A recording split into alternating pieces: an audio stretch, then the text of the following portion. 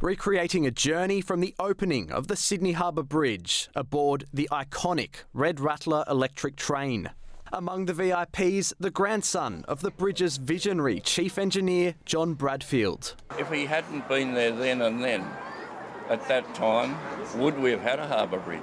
It took his drive and foresight. And Maria Butler's father was one of the engineers who worked with Dr. Bradfield. With the close connection with my father, it just gives me such a sense of pride and connectedness to Sydney and the bridge. It all happened in a flash.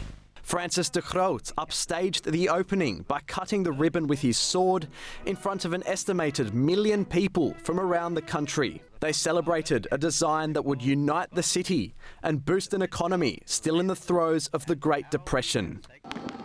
Since then, it's been the centrepiece for New Year's Eve celebrations, with a fireworks display watched around the world. At the turn of the millennium, the bridge became the path for thousands, marching for reconciliation. Now, as it turns 90, a light show will illuminate the structure for 4 nights. Sydney Harbour Bridge is a part of the cultural identity and fabric of Sydney.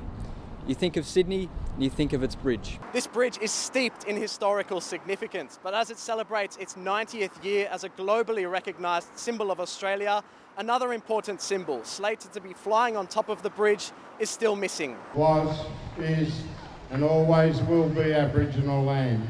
Traditional owners have long campaigned for the Aboriginal flag to fly permanently on the bridge. It's about respect and acknowledgement and to let non-Aboriginal people have a look.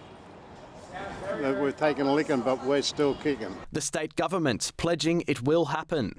You can't just pop down to Bunnings and pop it up there. It is a very large flag on a historic bridge with some heritage questions, but we're working through all of those things so we can get that done as quickly as possible, and nothing would give me greater joy than to stand here with our Indigenous communities to be able to see that happening.